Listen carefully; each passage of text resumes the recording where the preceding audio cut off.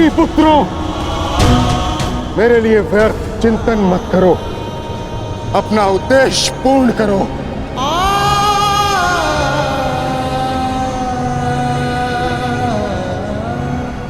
कर्म करो, प्रहार करो।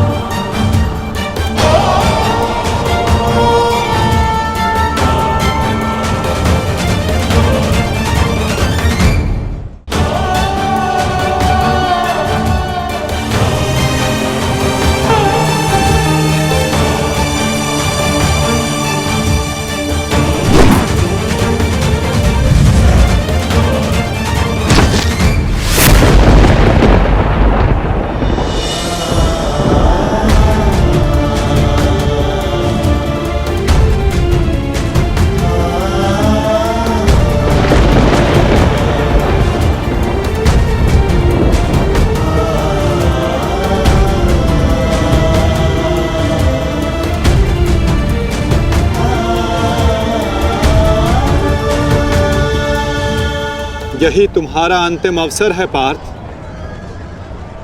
पितामह को इस पीड़ा से मुक्त करो पार्थ।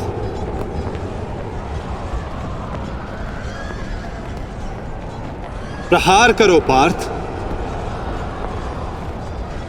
मुझे मुक्ति दो पुत्रों।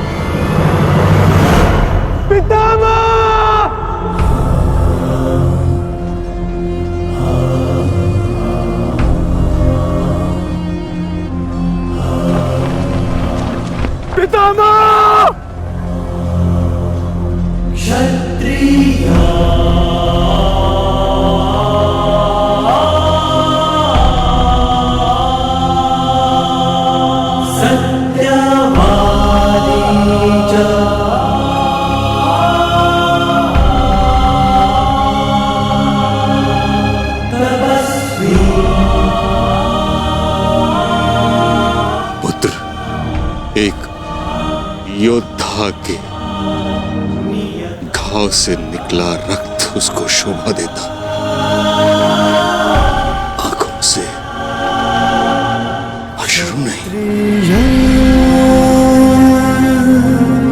सत्यवादी च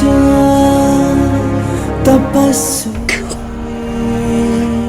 क्यों एक योद्धा का ऐसा प्रारब्ध होता है पितामह?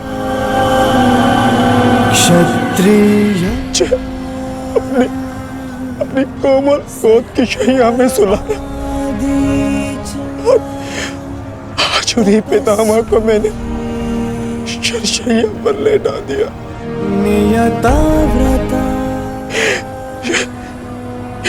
ये क्या अनर्थ कर दिया मैंने, ये क्या अनर्थ कर दिया मैंने।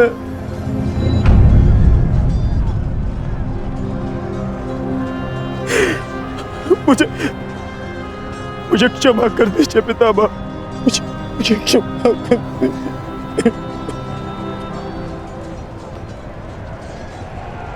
कर्तव्य पूर्ण करने पर आंखों में गर्व होना चाहिए पुत्र। होठों पर क्षमा नहीं। तुम सब भावनाओं के बंधन को तोड़ते हुए एक योद्धा का कर्तव्य पूर्ण किया है, और इसके लिए मुझे तुम पर गर्व है पुत्र।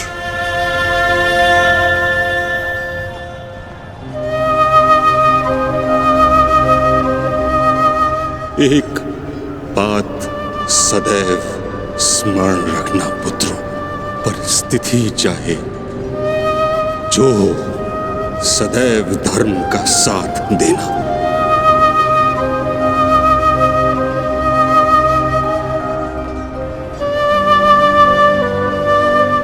जैसा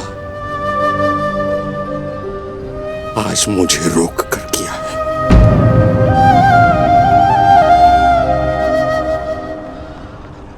मुझे अपनी भूल समझ आ गई है माधव। मैंने सदैव अपने वचन का पालन किया, परंतु इसी कारण अधर्म के मार्ग पर चला।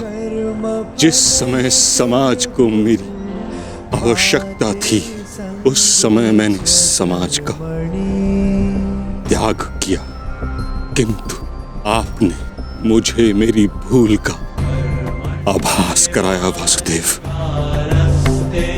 आज मुझे लगा हर बाण मेरे हर अधर्म का परिणाम है। आज मैं अपने सभी पापों से मुक्त हो रहा हूं।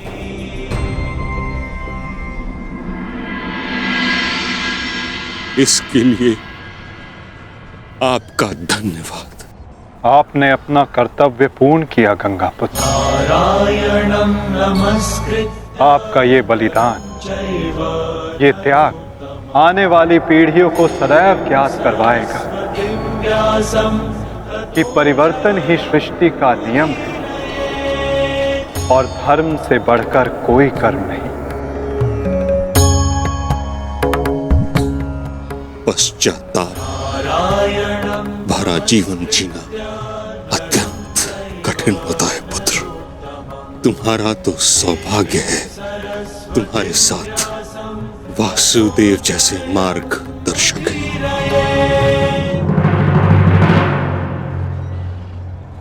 युधिष्ठिर।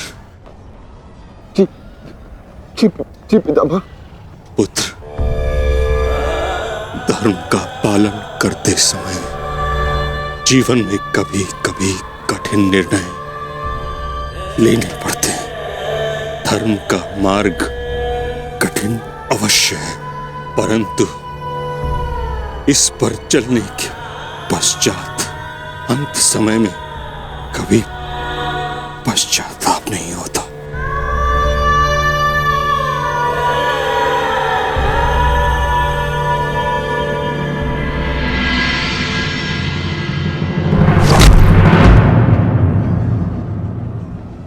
पितामह!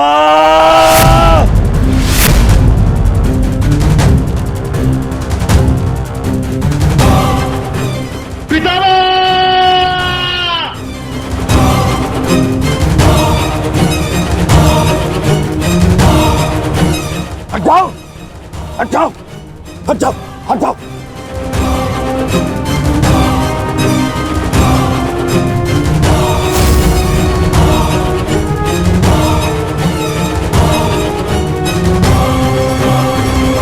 मैं ये क्या किया तुमने? हाँ? सिंहासन पाने के लिए इतना अनर्थ कर दिया?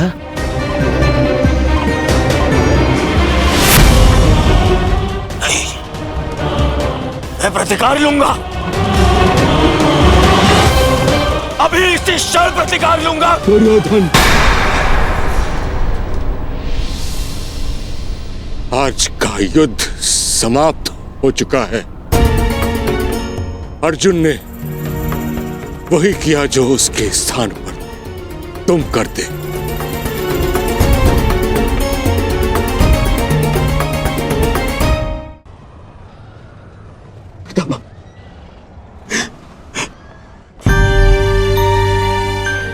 ये क्या हो गया पितामह? ये क्या हो गया? ये पितामह, आपके सिर को कोई संभल नहीं है। आपको कष्ट हो रहा होगा ना? मैं अभी तकियों का प्रबंध करवाता हूं। अरे कोई दुर्योधन पुत्र, एक योद्धा के जीवन में भोग विलास का समय नहीं। जिसने शैया दी है वही मुझे तकिया भी प्रस्तुत करेगा। ऐसा संबल जो एक योद्धा के अनुकूल हो।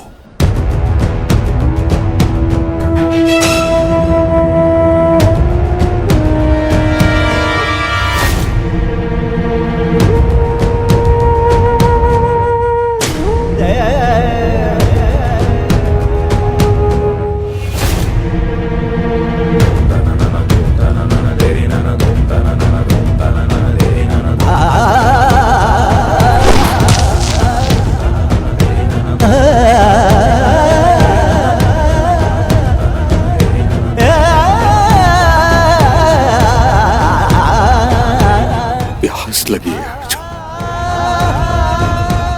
गंगा जल जाए।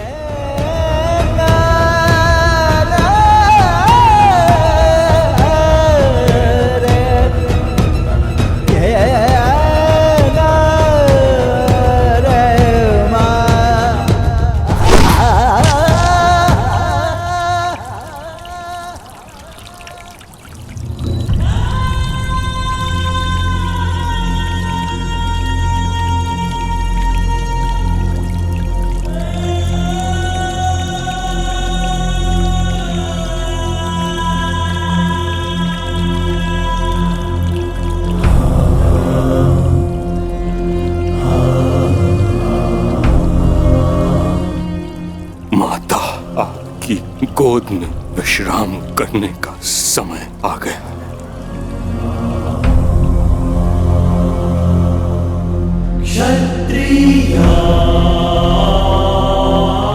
अब तुम्हें यहां से चले जाना चाहिए पुत्रों।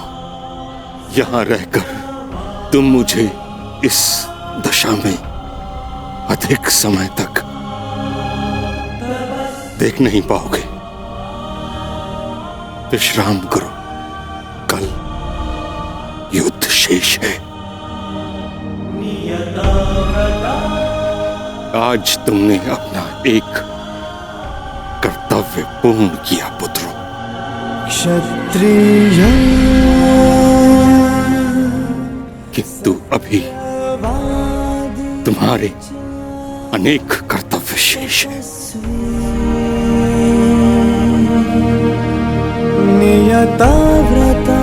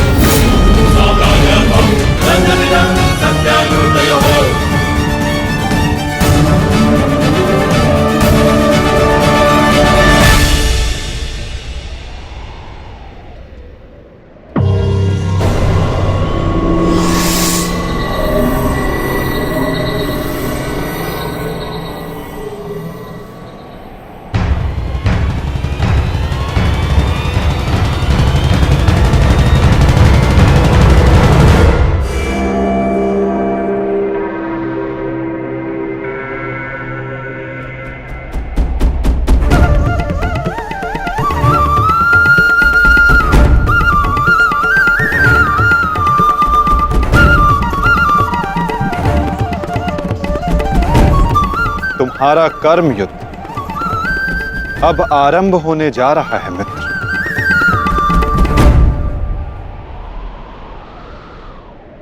कल तुम युद्ध भूमि में प्रवेश करोगे,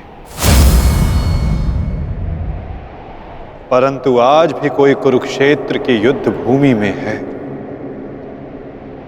जो तुम्हारी प्रतीक्षा कर रहा है मित्र।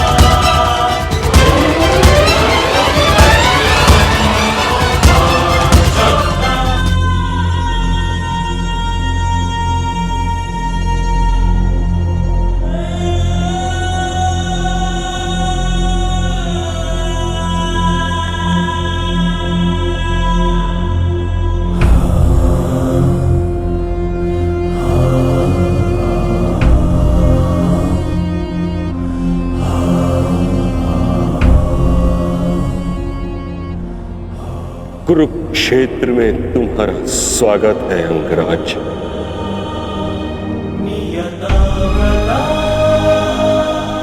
आप जानते थे कि मैं माता कुंती का ज्येष्ठ पुत्र हूँ। पितामह यदि आप जानते थे फिर आपने मुझसे ये बात क्यों छिपाई? क्यों मुझे रणभूमि में नहीं आने दिया? मैं कुंती के ज्येष्ठ पुत्र को अपने ही अनुजों से लड़ते नहीं देख सकता था। मुझे क्षमा कर देना पुत्र। मैंने तुम्हें सदैव दुख के अतिरिक्त कुछ नहीं दिया। ये तुम्हारा युद्ध नहीं, क्योंकि मेरी भांति ना तो तुम वचन से बंधे हो, ना ही राज्य से। तुम तो सदा परिवर्तन के लिए लड़े हो कर्ण। जन्म पर कर्म की श्रेष्ठता सिद्ध करने के लिए सदैव संघर्ष किया है तुम। परंतु ये भी सत्य है कि तुम जन्म से क्षत्रिय हो, शूद्र। क्षत्रिय का सबसे बड़ा धर्म युद्ध नहीं, धर्म की सुरक्षा होता है। इस महायुद्ध से विलग रहो पुत्र। मैं वही कर रहा हूं जो परिवर्तन के लिए उचित है। मैंने सदैव अपना कर्तव्य पूर्ण किया है पितामह। अब आप मुझे रणभूमि में जाने से नहीं रोक सकते। आपने जो किया उस पर आपका विश्वास था। मैं जो करूंगा उस पर मेरा विश्वास है, और मेरा विश्वास है कि दुर्योधन युधिष्ठिर से कहीं अधिक सक्षम शासक है।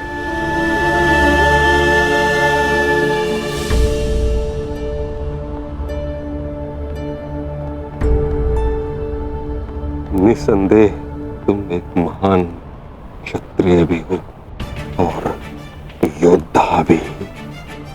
युद्ध और संघर्ष तुम्हारे रक्त में है। ये देह छोड़ते समय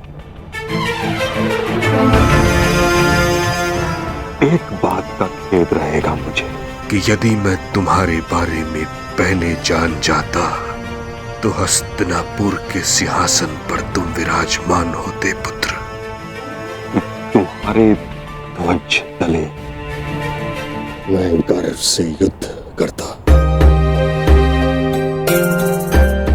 और हस्त हस्तिनापुर के सिंहासन के प्रति मेरी प्रतिज्ञा भी पूरी हो जाती, ना ये अधर्म होते, ना ये युद्ध होता।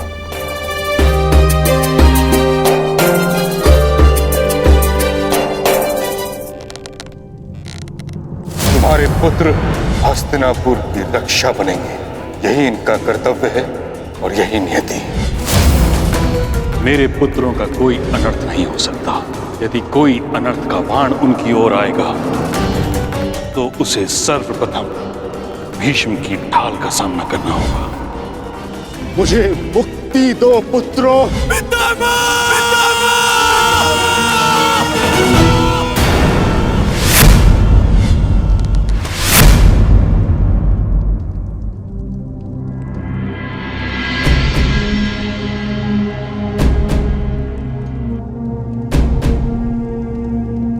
पार्थ,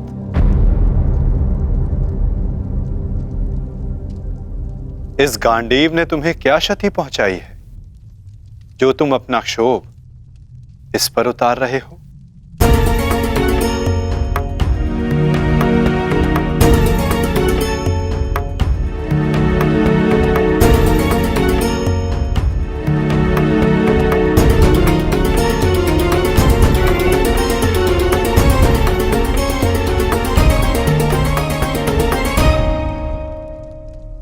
आज तुमने जो किया निसंदेह बहुत कठिन था पार्थ। बहुत साहस चाहिए अपने श्राद्धेय पर प्रहार करने के लिए, और ऐसा करके मनुष्य का मन टूट जाता है, अशांत हो जाता है।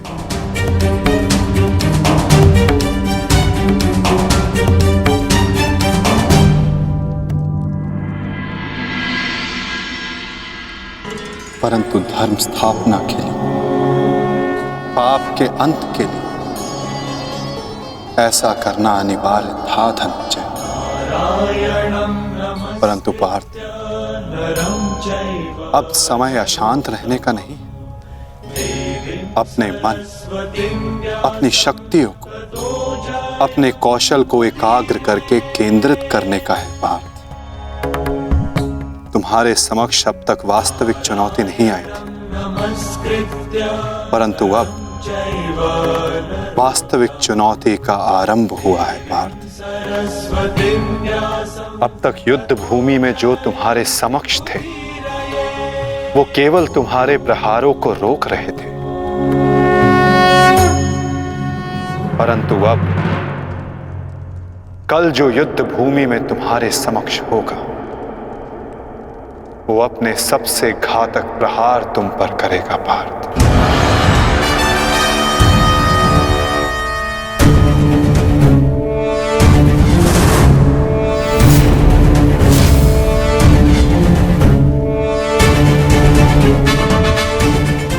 कौरवों की ढाल टूटी है और अब इस युद्ध में नियम टूटने प्रारंभ होंगे पार्थ। स्वयं को संभालो पार्थ और युद्ध के लिए सज्ज रहो, क्योंकि कल से प्रारंभ होगा वास्तविक महाभारत।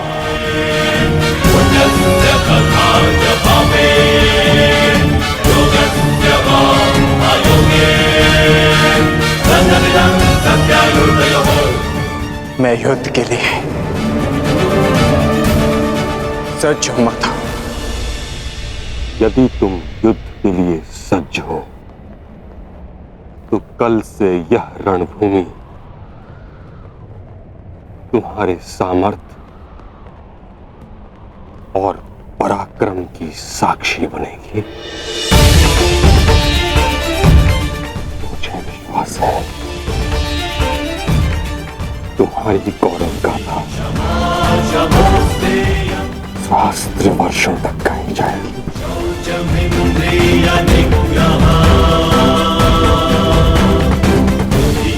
मैं आशा करूंगा कि इस युद्ध के पश्चात मैं गौरवशाली योद्धा कर्ण से भेंट कर सकूं।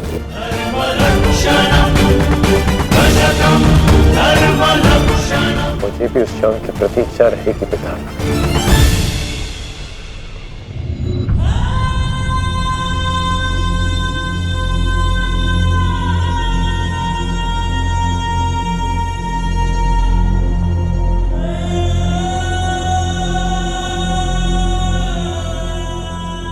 नियति का लिखा मैं नहीं बदल पाया कुंती।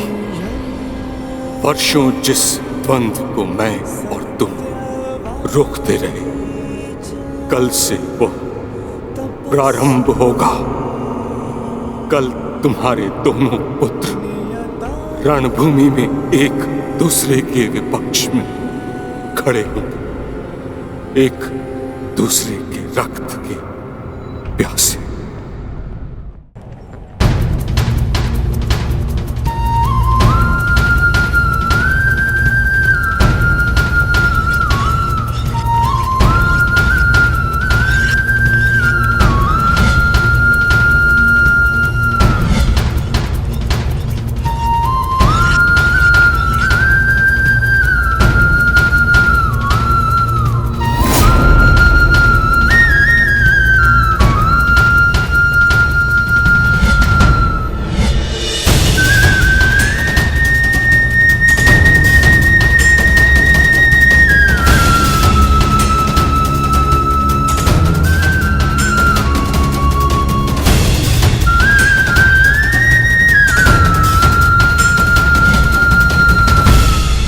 संसार के सर्वश्रेष्ठ धनुर्धर महाबली महामहिम भीष्म बाणों की शैया पर है।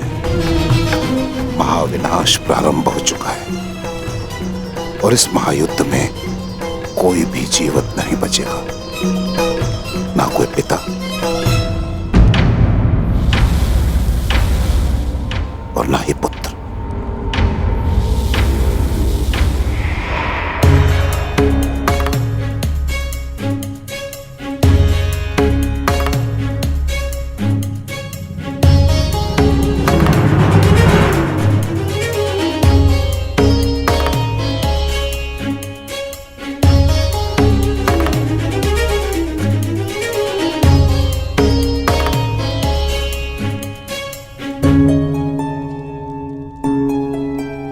आपका स्वागत है आचार्य द्रोण। हम सब आप ही की प्रतीक्षा कर रहे थे। आइए।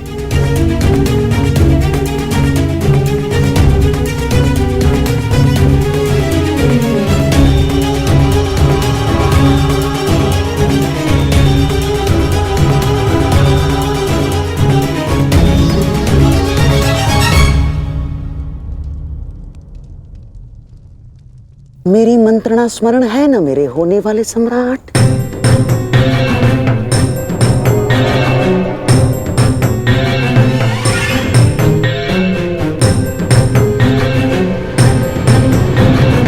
आज का दिन युद्ध भूमि में हमारे लिए दुर्भाग्यपूर्ण था। हमारे प्रमुख सेनापति महामहिम पितामह भीष्म शत्रुओं द्वारा रणभूमि से बाहर कर दिए गए और यह सब संभव हुआ है उन पांडवों के छल के कारण। किंतु यह युद्ध अभी समाप्त नहीं हुआ है वीरों। यह युद्ध तब तक शेष है तब तक हमारी अंतिम सांसें शेष है। और मैं दुर्योधन ये वचन लेता हूं कि मैं इस छल का प्रतिशोध लूंगा, अवश्य लूंगा।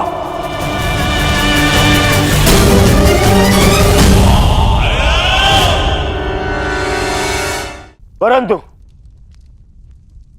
सेना का नेतृत्व करने के लिए एक कुशल सेनापति का होना आवश्यक है। और मेरे इस सेना का नेतृत्व कौन करेगा, इसका निर्णय मैं ले चुका हूं। हमारी सेना का नेतृत्व करेगा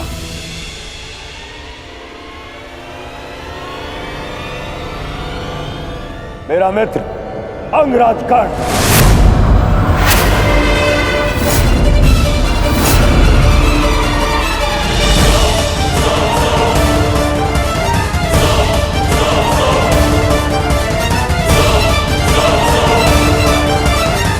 बस दुर्योधन,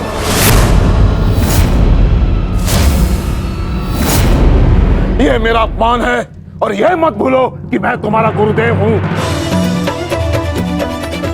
और मैं अपने इस अपमान को कदापि सहन नहीं करूंगा। स्मरण रहे।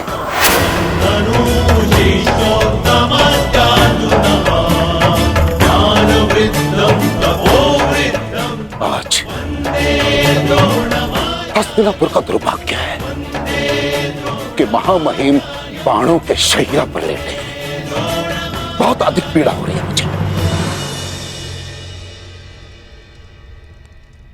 मुझे हस्तिनापुर लाया गया महामहिम द्वारा और किसी का द्वारा नहीं।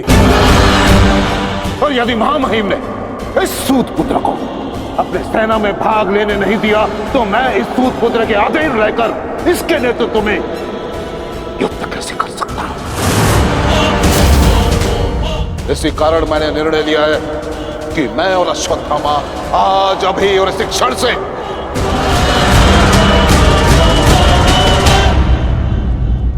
कौरवों के पक्ष का त्याग करते हैं।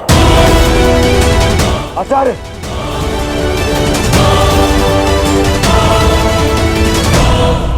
क्षमा करें पिताश्री, किंतु कर्ण के अधीन रहकर मुझे युद्ध लड़ना है या नहीं, ये निर्णय आपका नहीं मेरा।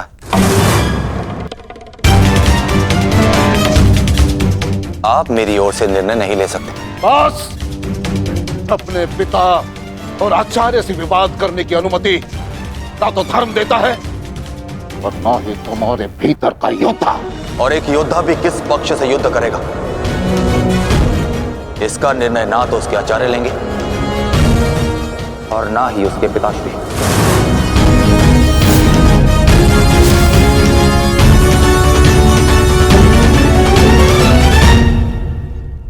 मेरे आदेश की अवहेलना करने का तो साहस कभी मत करना अश्वत्थामा।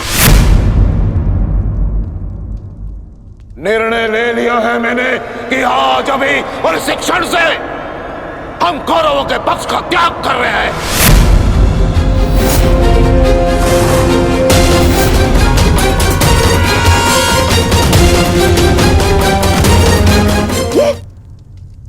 ये क्या किया तुमने? गुरुद्रोण को रोका क्यों नहीं तुमने दुर्योधन?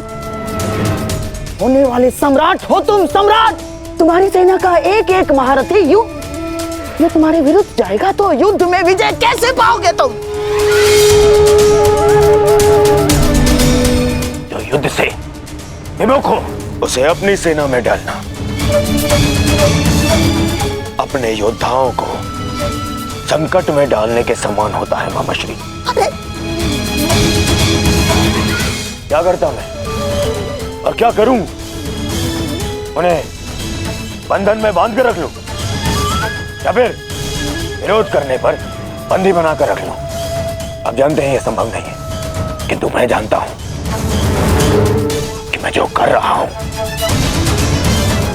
उचित कर रहा हूं। उचित नहीं कर रहे हो तुम। समझने का प्रयास करो दुर्योधन। हमें विजय पाने के लिए गुरु द्रोणाचार्य की आवश्यकता है। मुझे मेरे मित्र के अतिरिक्त और किसी की आवश्यकता नहीं है मामाश्री।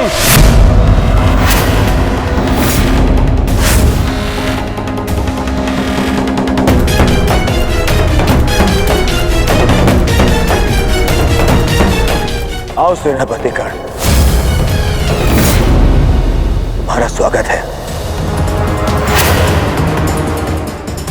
बताओ हम सबको कल के लिए हमारी क्या व्यू रचना रहेगी? मित्र, गांधार नरेश उचित कह रहे हैं। इस युद्ध को जीतने के लिए हमें गुरु द्रोण की आवश्यकता है। हाँ, देखो समझाओ इसे, समझाओ इसे। व्यू रचने में उनसे अधिक श्रेष्ठ और कोई नहीं, और पितामह के पश्चात केवल गुरु द्रोण हैं जो सभी पांडवों की दुर्बलता जानते हैं। इसलिए उनका हमारे पक्ष में होना बहुत आवश्यक है मित्र, और मैं तुम्हारी सुरक्षा के लिए सदैव तत्पर रहूंगा मित्र, ये मेरा वचन है। परंतु कर्ण, अब क्या किया जाए? गुरु द्रोण को कैसे मनाया जाएगा युद्ध के लिए?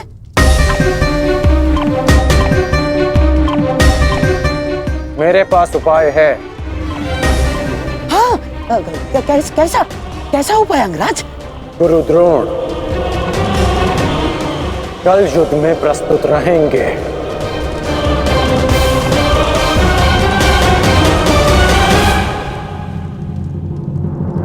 पिताश्री, आप चाहते हैं ना कि मैं युद्ध भूमि में ना जाऊं, तो ठीक है। यदि मैं रणभूमि में नहीं जा सकता तो अभी इसी क्षण पांडवों के शिविर में जाके सबका वध कर दूंगा, परंतु युवराज दुर्योधन की सहायता जरूर करूंगा, चाहे इसके लिए मुझे अपने प्राण भी क्यों ना गंवाने पड़े। अश्वत्थामा,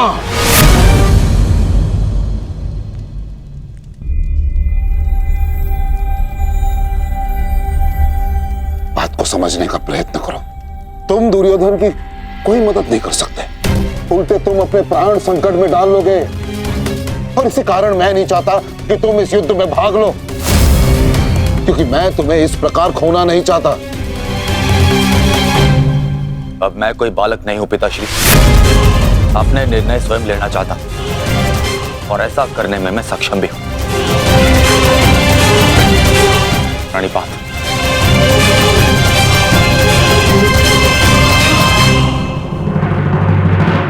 अब तक तो पितामह कौरव की रक्षा करते आए हैं, परंतु अब कौरव की ढाल शेष नहीं। मैं विकोदर भीम उन पापियों का नाश करना आरंभ कर दूंगा। कौरव का नाश करने की प्रतिज्ञा पूर्ण करने का अब समय आ गया है। हाँ भ्राताश्री, जिसकी प्रतीक्षा थी वो समय आ गया। सूर्य उदय होते ही हम सभी इस युद्ध की समाप्ति का आरंभ करेंगे।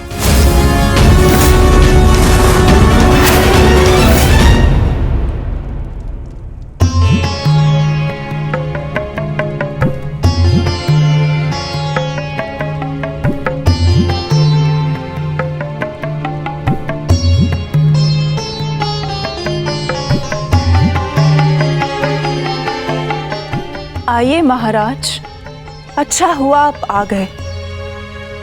मेरा स्वयं ही आपसे बात करने का मन हो रहा था। जब से ये युद्ध आरंभ हुआ है गांधारी, तुम इन दीपकों का विशेष ध्यान रख रही हो, परंतु क्यों? मेरे सभी पुत्र उस युद्ध में गए हैं महाराज, और इसीलिए मैंने इन 100 दीपकों को अपने 100 पुत्रों की लंबी आयु की प्रार्थना के लिए जलाया है। अब ये 100 दीपक मेरे 100 पुत्रों की आयु का एकमात्र सहारा है। कहीं इन दीपकों को संभालते संभालते तुम अपने हाथ न जला लेना गांधारी। नहीं महाराज, जब एक माता अपने शिशु को जन्म देती है तो उसे अपने आप ही ज्ञात होता है कि उसका शिशु क्यों रो रहा है। एक पुत्र को कभी अपनी माता को अपने रुदन का कारण बताने की आवश्यकता नहीं होती। इसी प्रकार मुझे इस बात का अनुमान हो जाता है कि इनमें से किस दीपक को तेल की आवश्यकता है और किसे नहीं, और इसके लिए मुझे नेत्रों की आवश्यकता नहीं है। तो पूछो अपने इन दीपकों से कि मेरे पुत्रों की रक्षा कौन करेगा? कौन? मैंने अभी भी आशा नहीं छोड़ी है महाराज। तात श्री के पश्चात द्रोणाचार्य हमारे पुत्रों की रक्षा करने में सक्षम है।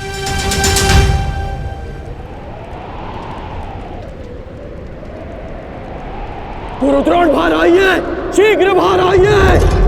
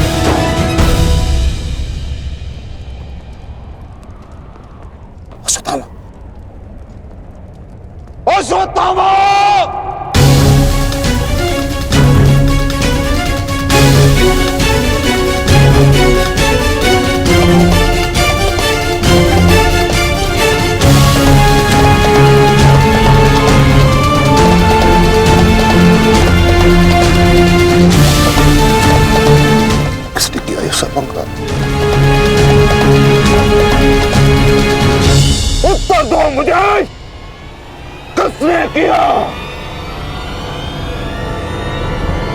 पांडव।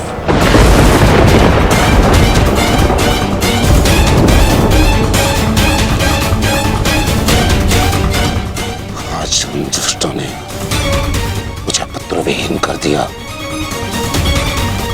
युद्ध की घोषणा करो, मैं उनके संपूर्ण वंश को एक साथ समाप्त कर दूंगा अंगराज।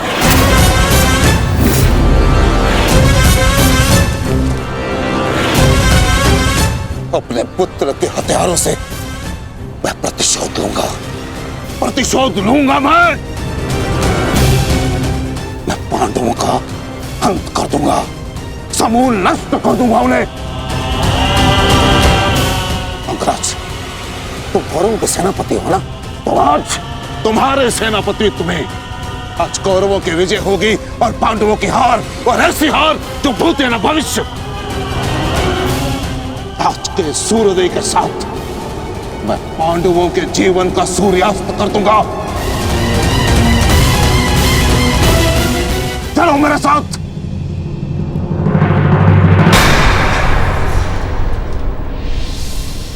अब किस बात की प्रतीक्षा है अंगराज? सूर्योदय होने वाला है, चलो मेरे साथ। परंतु आप तो एक सूत पुत्र के अधीन युद्ध में भाग नहीं लेना चाहते थे आचार्य।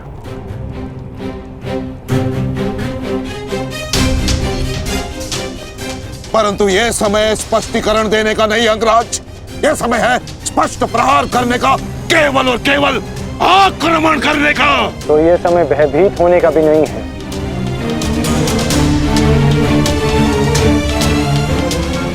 घुमा फिरा के बातें मत करो अंगराज, जो कहना है स्पष्ट रूप से कहो। कहना क्या चाहते हो तुम? सत्य कहना चाहता हूं आचार्य। आपने ये युद्ध मेरे सूत पुत्र होने के कारण नहीं छोड़ा था।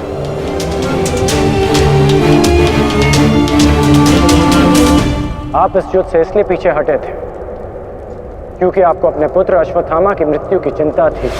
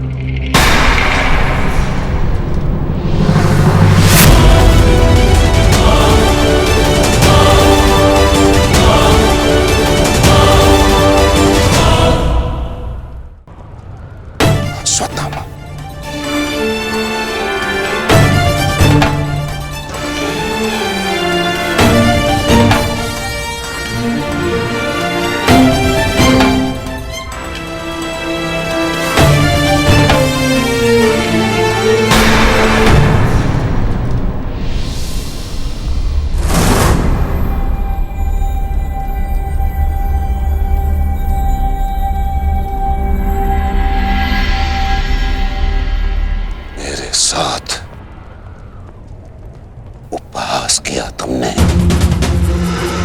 उत्तर दो।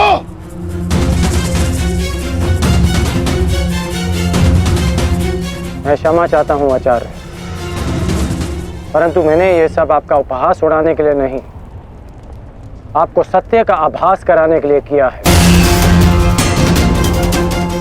मैं केवल उस योद्धा को चिंता के भंवर से निकालना चाहता था जिसकी इस समय कौरव सेना को सबसे अधिक आवश्यकता है। आपके युद्ध न लड़ने का कारण मुझे आरंभ से ही ज्ञात था।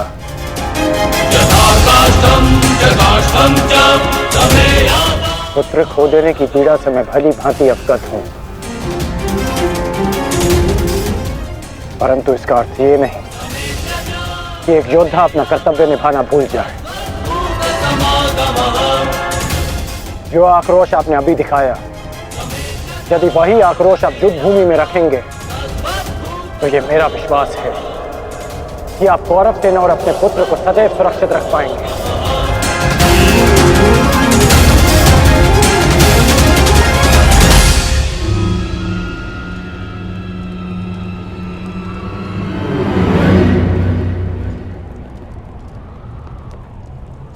मुझे क्षमा कर दो दुर्योधन, मैं पुत्र मोह और कर्तव्य के मध्य उलझ गया था, बहुत कुछ भूल गया था। क्षमा कर दो मुझे।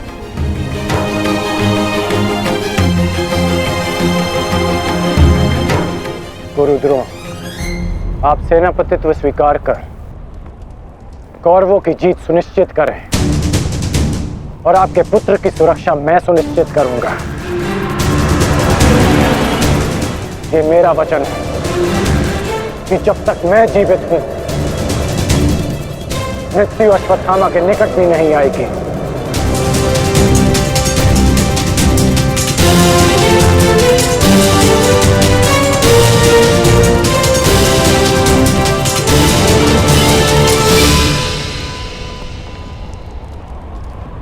आपको इस प्रकार कष्ट देने के लिए मैं आपसे क्षमा चाहता हूं पिताश्री, किंतु आपका पुत्र और एक शिष्य होने के नाते मैं आपको अपयश का भागी होने से बचाना चाहता हूं। पिताश्री, मैं आपसे एक वचन मांगना चाहता हूं कि जिस क्षण आप रणभूमि में उतरेंगे, उसी क्षण आप अपने हृदय से मेरे प्रति पुत्र मोह को त्याग दें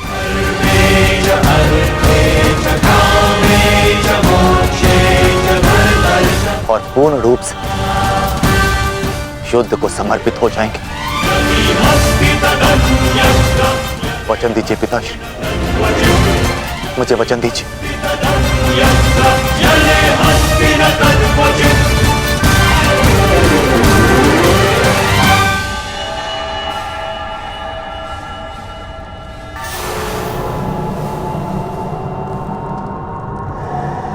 मैं वचन देता हूं,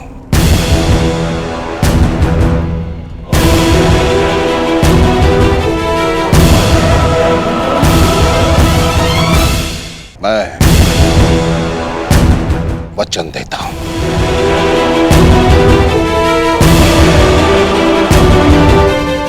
सूर्योदय होने वाला है, आओ युद्ध की तैयारियां करें। मुझे गर्व है कि मैं सेनापति द्रोणाचार्य के ध्वज के नीचे युद्ध करूंगा।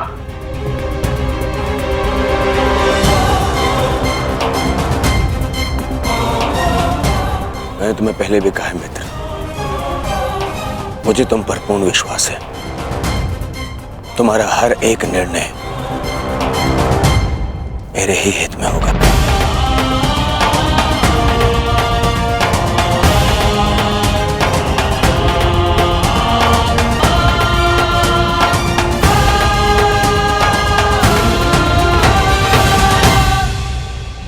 अद्भुत अंगराज, अद्भुत!